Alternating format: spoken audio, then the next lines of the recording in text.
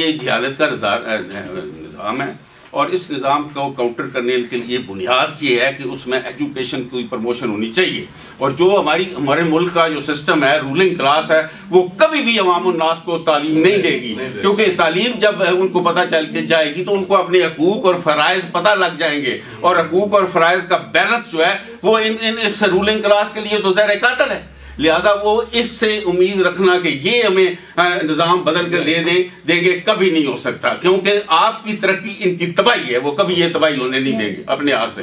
لہٰذا یہ ہمیں سوچنا چاہیے. ساری پریارٹی ہماری جو ہے، ہم یہ ایٹم بم اور یہ سارا کچھ ہو گیا، ہم اسلحہ بھی لے رہے ہیں، سارا کچھ ہمارے پاس ہے، لیکن ہمارا جو بجٹ ہے ڈیفنس کا وہ دیکھیں کتنا ہے.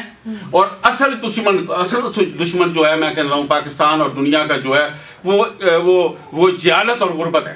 اس سویڈن نے بھی یہی کیا، انہوں نے کوئی کسی سے لڑائی نہیں کیا، نہ فرسٹ ورلڈ وار میں حصہ لیا، نہ سیکنڈ میں لیا، لیکن انہوں نے اصل دشمن کے خلاف محاذ ٹھوک کے رکھ کے اور اس جہالت کو ہمیشہ کے لیے ختم کر دیا. یعنی جہالت اور غربت کا جو تعلق ہے اس کا جو آپ نشان بھی آپ کو نظر نہیں آتا. لہٰذا ہمارا بھی دشمن وہی ہے، انڈیا کا بھی وہی ہے، جہالت اور غربت. لیکن رولنگ کلاس کی پریارٹیز یہ ہیں کہ جنگیں ہوتی رہیں، اسلحے خریدے جاتے رہیں، پھر کمیشن زیوریج بینک میں جاتے رہیں، اور یہ چکر چلتا رہے، اور نیچے بھوکے مرتے رہے، اور ہم صرف لفاظی سے سارا کام چلاتے رہے.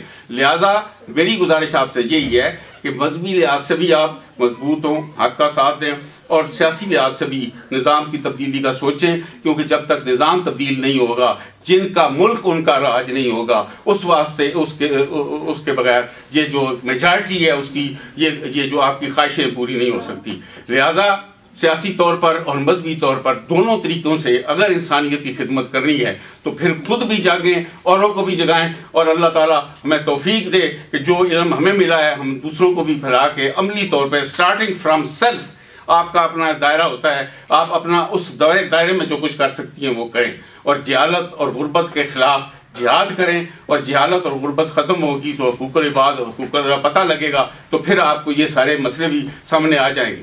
دوسرا میں ایک پوچھنا چاہتا تھا کہ ہمارے ملک میں ایک مسئلہ بنا ہوا تھا، بلکہ جب پیپلز پارٹی کی اس وقت حکومت تھی تو بے نظیر صاحبہ کے خلاف انہوں نے کہا کہ عورت جو ہے وہ ملک کی سربراہ نہیں ہو سکتی. اس کے بارے میں کیا؟